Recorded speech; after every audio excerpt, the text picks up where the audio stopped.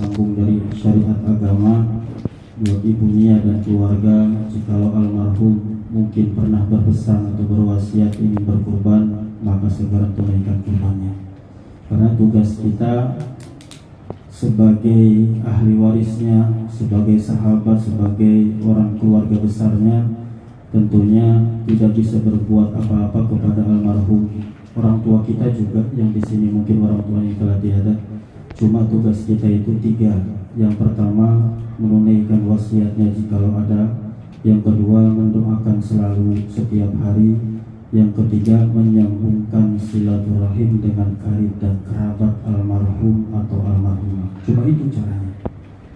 Maka ketika di hari raya ini mungkin dulu pernah ada wasiat, maka tunaikan wasiatnya. Atau mungkin umroh bisa dibatalkan umrohnya, atau mungkin ada wasiat haji, badalkan hajinya. Insyaallah itu semuanya akan disampaikan oleh Allah Subhanahu wa taala menjadi pahala jariah dan insyaallah akan menjadi penerang barzahnya. Amin ya rabbal alamin. Pada malam hari ini almarhum Julius Ayawaila mengingatkan kepada kita bahwa suatu hari nanti kita pun akan menyusul beliau. Tapi perlu kita sama-sama tahu bahwa kematian ini adalah bukanlah perpisahan selama-lamanya. Karena asalnya kita tidak ada, sekarang menjadi ada, maka kita akan kembali tidak ada. Allah Subhanahu wa taala berfirman bagaimana dalam surat Al-Mulk, Alladzi khalaqal mauta wal hayata liyabluwakum ayyukum ahsanu amala. Asalnya kita di alam ruh, lalu menikah orang tua kita, masuklah di alam rahim. Dari alam rahim lahirlah ke alam dunia. Cuma perbedaan alam dari rahim ke dunia enggak disebut mati, tapi disebut wulidah. Orang yang melahirkan disebut dengan walid, yang dilahirkan disebut dengan walad. Lalu dari dunia masuk alam barzah disebutnya maut atau mati. Maka kalimatnya adalah kullu nafsin dha'iqatul maut. Dha'iqah itu artinya mencicipi. Yang namanya mencicipi itu sedikit, yang namanya mencicipi sekali. Maka dari alam barzah itu dibangkitkan namanya yaumul ba'ats. Karena hidup itu sekali, lalu mati juga sekali. Dari dunia saja ke alam barzah itu disebut mati. Maka doanya setelah bangun tidur, alhamdulillahilladzi ahyana ba'dama amatana wa ilaihi nusyur. Alhamdulillah, segala puji lillah milik Allah alladzi ahyana, yang telah menghidupkan kami pada amatana, setelah mematikan kami. Jadi tidur itu sebetulnya latihan mati. Maka tidur itu bahasa Arabnya naum, yang kedua bahasa Arabnya wafat. Maka di buku Yasin seringkali ditulis wafat, artinya bukan mati tapi tidur sementara waktu. Jadi gak usah khawatir dengan orang yang kita cintai, orang tua mungkin, mertua mungkin, atau istri atau suami yang telah mendahului. Jangan khawatir, akan dijumpakan lagi oleh Allah Subhanahu wa taala. Yang tidak berjumpa itu cuma satu, orang yang beda akidah, orang yang beda iman, selesai urusan. Jadi ya, di dunia begitu pun di akhirat. Di dunianya contohnya, jikalau memaksakan misalkan ya terjadinya satu pernikahan berbeda agama, ada konsekuensi dalam agama. Karena di negara kita itu negaranya bukan negara hukum agama, hukumnya nasional atau demokrasi, maka tetap pisahkan.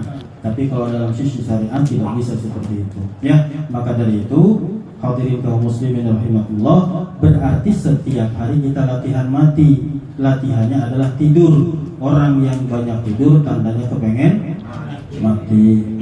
Ya, jadi itu. Jadi setiap hari kita latihan mati. Makanya kalau sore hari itu di PGRI itu Mangdul itu sering ingetin itu kalau asar.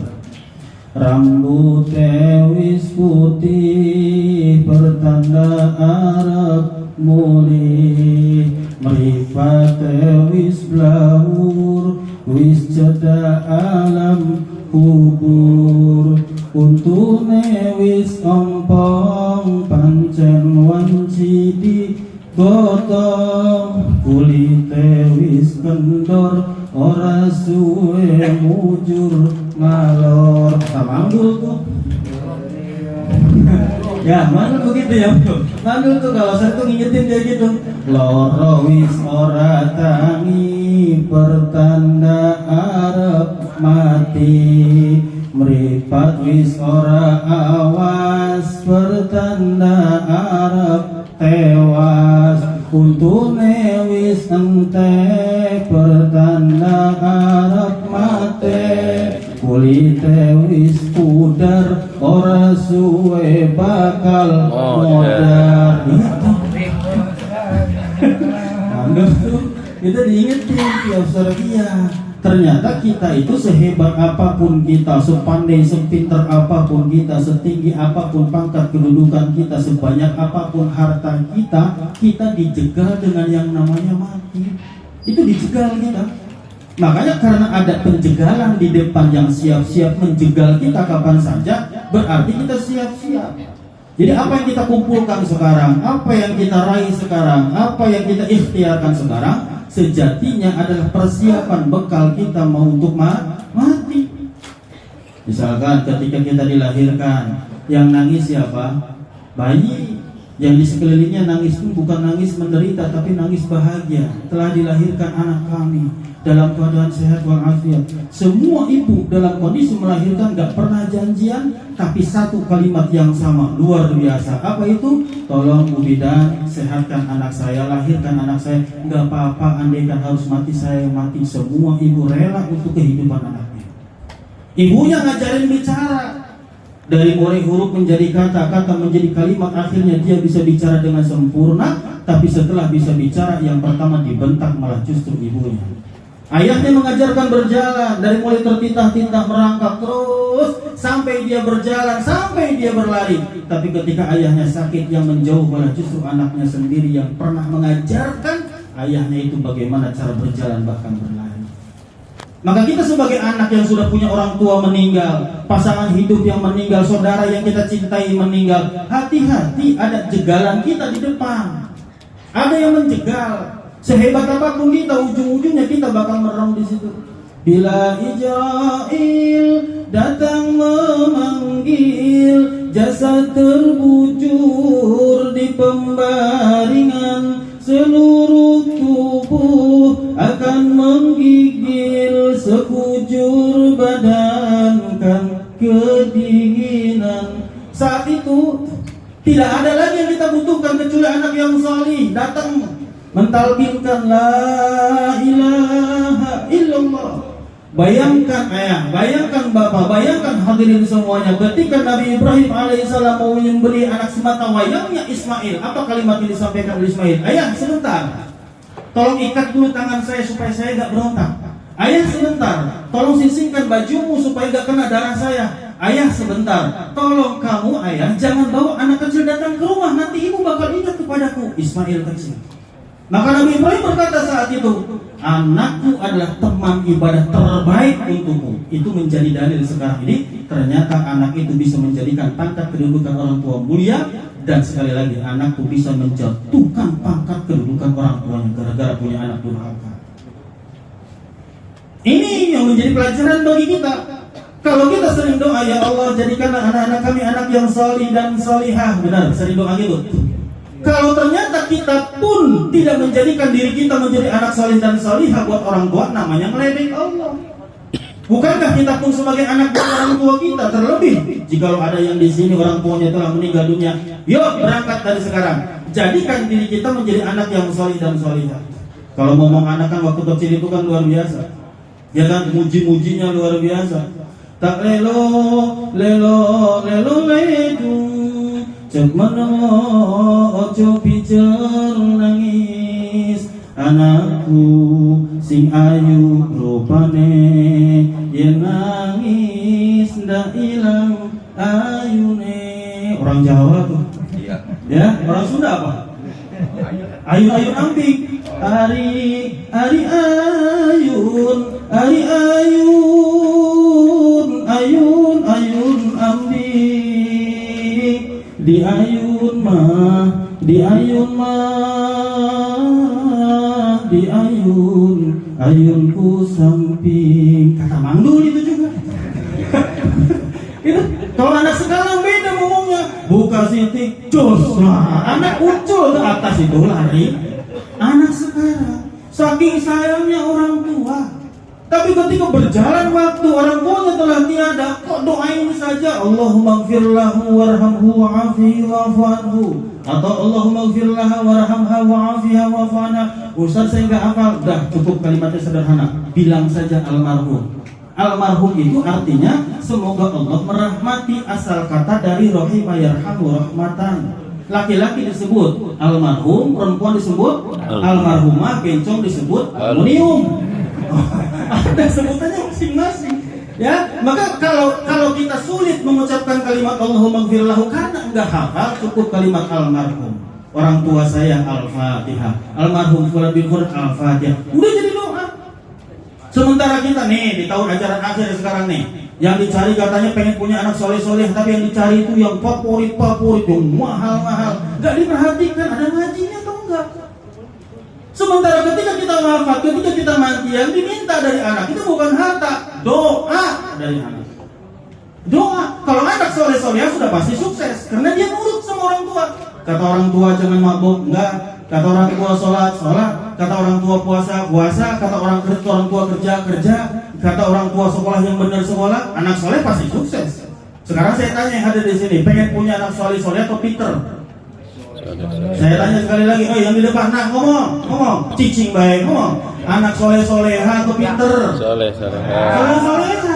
Kalau pengen punya anak pinter gampang. Dawim ala darsin la tufarriqu al-ilmu bidarsin qoma wartafa'a. Pinter nih, tapi bukan benar.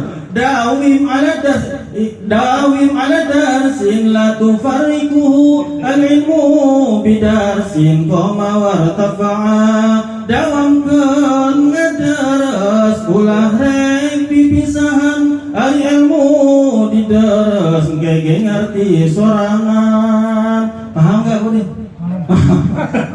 Ya, yang penting dawim ala daras, mau belajar pasti pinter. Ingat, bukan bicara bener, hanya pinter. Sebagus apapun sekolah, sebagus apapun gurunya, sebagus apapun anaknya, kalau gak mau belajar tetap aja bodoh. Tapi untuk menjadikan anak soleh dan solihah, apakah jaminan dari orang tua soleh solihah? Enggak, Pak. Nabi Nuh kurang soleh apa? Seorang nabi tapi punya anak durhaka. Istrinya yang soleh wah sekali, namanya Siti Asia, punya suami durhaka. Siapa? Fir'aun. Jadi kalau ada ibu-ibu misalkan rajin pengajian, Senenan, ada Selasan, ada Rebuan, ada Kemisan, ada Jumatan, ada Sabtuan, ada Mingguan, ada bapaknya gak pernah ngaji, gak pernah sholat, berarti bapaknya keturunan Fir'aun. Jadi sabar ibu-ibu, tenang aja, ada keturunan Fir'aun hadir lagi.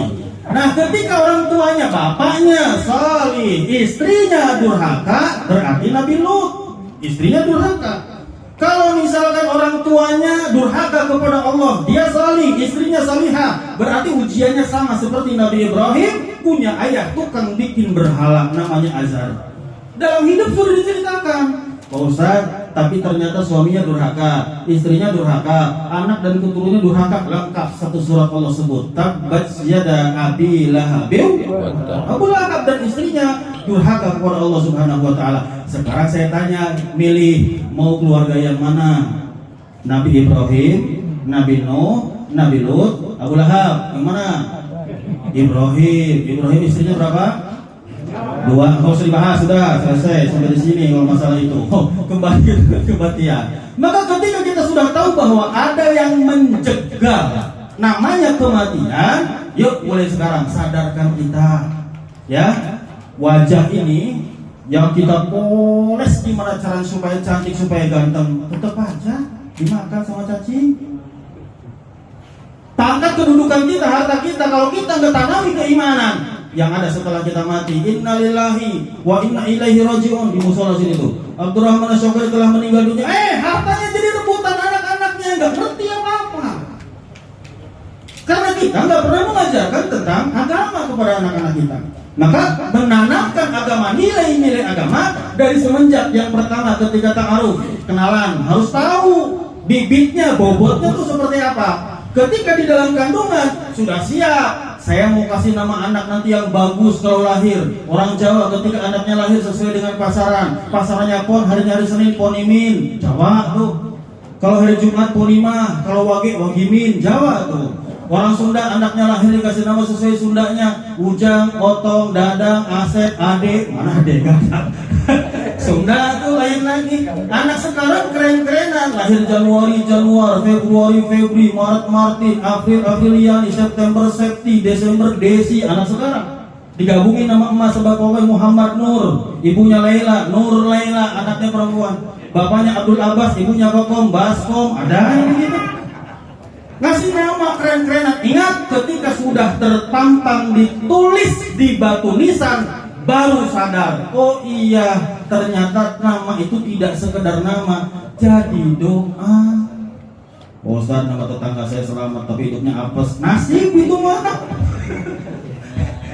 Yang penting orang tua melekatkan nama kepada anak itu adalah doa. Terus berjalan waktu, akhirnya kematian menjegal kita, ujung-ujungnya nggak bakal kemana, nama kita disebutkan binnya langsung ke orang tua kita. Maka nggak boleh durhaka, nggak boleh durhaka. Mau bagus durhaka bagaimana? Ketika lahir kita dipotongin rambut, lalu diulang ketika haji atau ketika umroh, tahallul, dipotong lagi. Rambut itu gambaran mahkota. Apa yang kita sombongkan? Ujungnya pakaian laki-laki 3 helai kain kafan, pakaian perempuan 5 helai kain kafan. Tugasnya kita kepada almarhum atau almarhumah menunaikan haknya. Apa itu? Yang 4. Yang pertama memandikan, yang kedua membungkus, yang ketiga menyolatkan, yang keempat menguburkan. Selesai. Nah, yang di dalam kubur sekarang pada ngomong nih. Apa kalimatnya? Rabbi laula akhartani ila ajalin qarib. Semua orang yang di dalam kubur sekarang lagi ngomong gitu. Ya Allah, bisa nggak saya kasih kesempatan sebentar aja saya hidup? Apa pengennya almarhumah? Fa asaddaqa wa akum minas salihin. Saya ingin bersedekah. Saya ingin melakukan amal-amal kebajikan, kesalihan ya Allah. Yang sudah mati saja nyesel pengen hidup lagi. Tapi kenapa yang hidup kayak kita sekarang malah justru sholat subuh tinggal, zuhur tinggal, asar tinggal, maghrib tinggal, isya tinggal. Malah justru yang lebih dahsyat, ngaku Islam tapi tidak pernah merasa bersalah ketika sholat ditinggalkan. Subuh 2 rakaat, zuhur 4 rakaat, asar 4 rakaat, maghrib 3, isya 4, subuh kesiangan, zuhur kerepotan, asar di perjalanan, sholat maghrib kecapean, sholat maghrib kecapean, sholat isya ketiduran. Itu paham. Yang hebatnya yang ngaku Islam tapi tidak pernah merasa bersalah. Tapi ketika mati pengen disolatin, songong lagi di depan, tiduran pula lagi. Maka sebelum itu datang kematian kepada kita, yuk sadarin diri kita. Apa yang kita banggain? Sekarang ini makanan harganya 1 juta, makanan harganya 5 juta, makanan 10.000 di warteg tetap aja jadi kotoran. Apa yang dibanggain? Tetap mati. Status sosial yang ada pada kita sekarang ini anak amanah dari Allah Subhanahu wa Ta'ala untuk membahagiakan orang-orang yang kita cintai di sekeliling kita, tetangga kita, fakir miskin, anak yatim dan apa dan seterusnya. Sebagai anak tentunya yang pertama yang harus bakti dia kepada orang tuanya, bahagiakan orang tuanya dan bahagiakan anak-anaknya. Dan ini akan diminta pertanggungjawaban oleh Allah Subhanahu wa Ta'ala. Ya, jadi yang hadir di sini semuanya calon-calon almarhum, almarhumah, semuanya camat, calon mati. Cuma karena saya masih muda, yang tua boleh duluan lah. Ikhlas, gak apa-apa. Cuma yang jadi masalah ditanya lagi, saya sama Pak Udin, gak bisa gitu Pak Ustaz. Karena ada orang yang meninggal di dalam rahim, ada yang meninggal baru lahir. Makanya hukum fikihnya beda. Kalau meninggal di dalam rahim nggak perlu dimandikan karena dia matinya bukan di alam dunia. Yang harus dimandikan itu yang di dunia. Dalam rahim, kata bidan sudah meninggal, udah selesai, bersihkan saja dari darah, langsung dibungkus, langsung kuburi, nggak perlu dimandikan karena matinya bukan di dunia. Yang harus kita sholatkan itu yang di dunia. Itu dalam fikih perbedaannya. Gitu ya. Bahkan yang baru lahir karena masih suci juga masih, itu berbeda pendapat. Ada yang tetap dimandikan, dalam arti dimandikan dibersihkan saja sih, bukan dimandikan kayak kita yang udah dewasa. Kenapa bapak-bapak semuanya kalau mati kita semuanya harus dimandikan? Kenapa? Karena kita nggak bisa mandi sendiri masalahnya. Jadi dimandikan. Ketika dimandikan, ya Allah, nggak bisa ngapa-ngapain kita pas saat itu. Ya, semua orang bersedih. Bayi dilahirkan, bayinya sedih, yang lainnya tersenyum. Ketika kita mati, yang matinya yang sekelilingnya dalam keadaan menangis, sedih, ditinggalkan oleh yang dicintai. Maka ada dua kemungkinan. Penutup nih. Ada dua kemungkinan. Kalau kita mati itu kata Nabi ada dua kemungkinan. Yang pertama, kemungkinan yang pertama kalau kita mati kita diistirahatkan oleh Allah. Karena sudah lelah beribadah kepada Allah, diistirahatkan, ditidurkan oleh Allah seperti tidurnya pengantin. Yang kedua, yang diistirahatkan tetangganya dari reseknya almarhum yang meninggal itu. Nah, kita jangan sampai milih yang kedua. Pilihlah yang pertama. Sekarang boleh kita lelah. Subuh lagi enak-enaknya tidur, azan di musola sini. As-salatu khairum minan naum. Zuhur lagi asik-asiknya, Allahu Akbar, Allahu Akbar, salat. Lagi asik-asiknya asar baru sampai rumah, belum juga buka baju, keringat cuma langsung Allahu Akbar, Allahu asar. Baru juga selonjoran, habis selesai itu Persib, azan maghrib. Azan maghrib, Allahu Akbar, maghrib, mau gimana? Lelah iya, tapi Allah akan ganjar kita, ya. Nanti ketika kita mati akan ditidurkan seperti tidurnya pengantin. Nah, nama dia belum tahu tidur pengantin kayak apa, ini mah kita yang gede, ya. Tidur pengantin itu nggak kerasa, tahu-tahu pagi. Nah, makanya bahagia pengantin itu cuma sebulan, maka disebutnya apa? Bulan madu. Madunya cuma sebulan, sisanya seumur-umur susah. Mikirin tanggung jawab.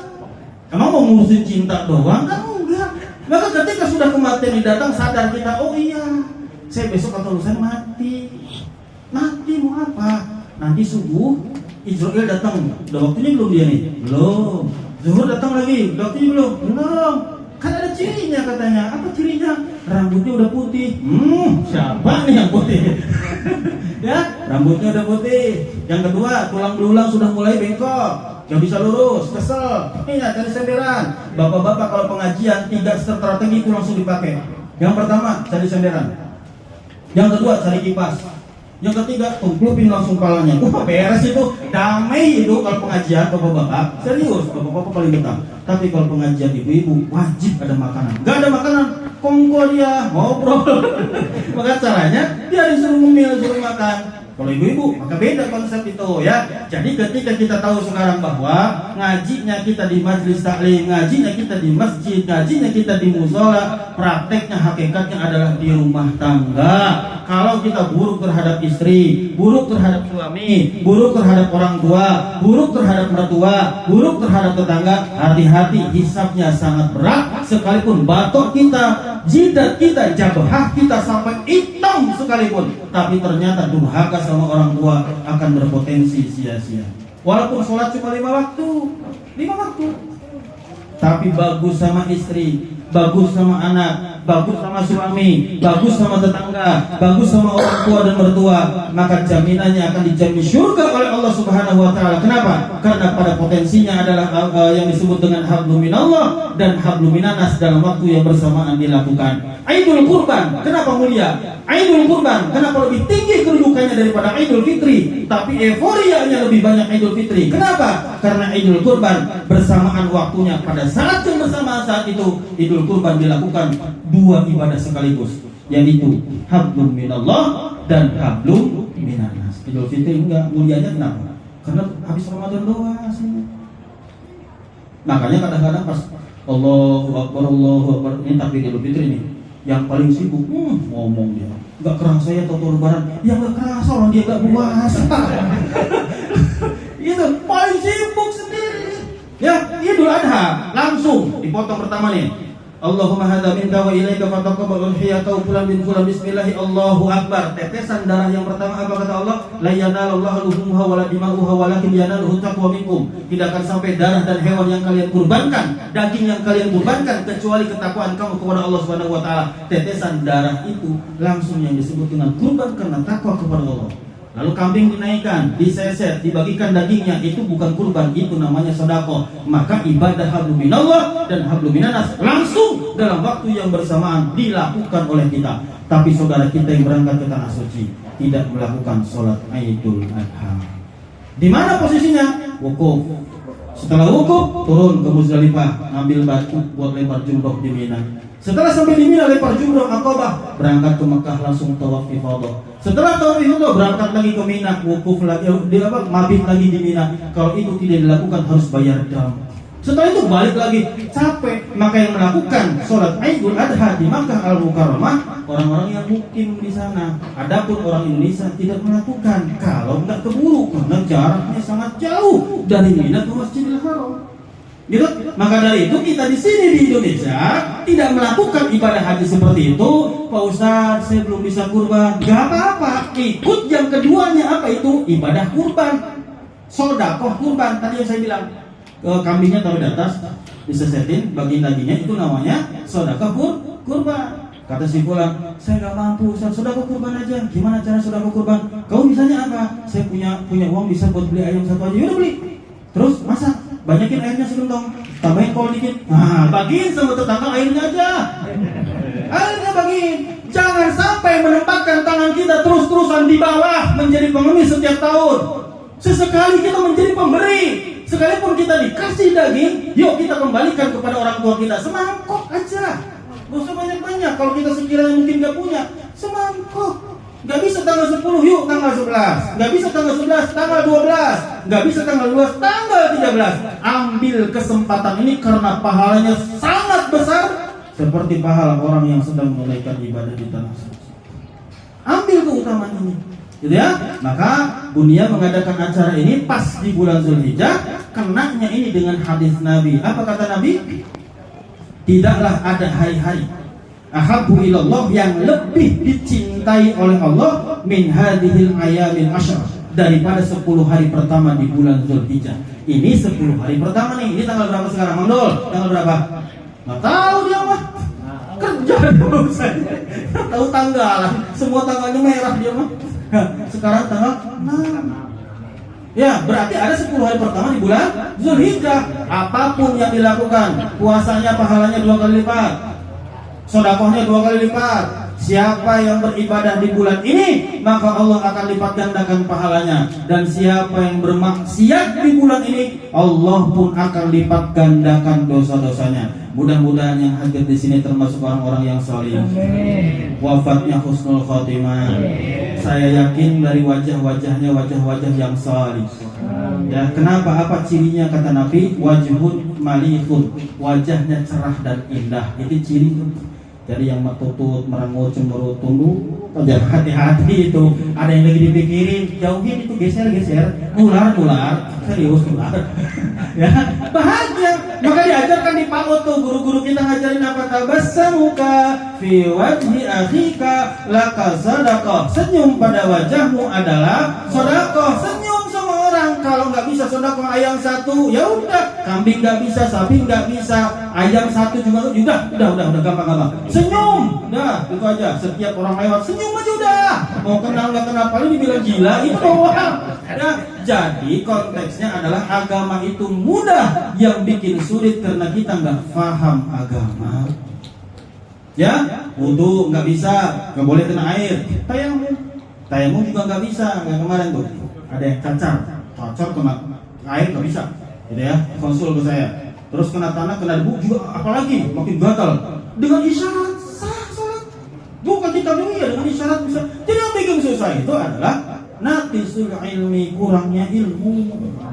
Ya, jadi nggak bisa berdiri sholat, duduk, nggak bisa duduk, berbaring, nggak bisa berbaring, isyarat, nggak bisa juga sholatin, beres.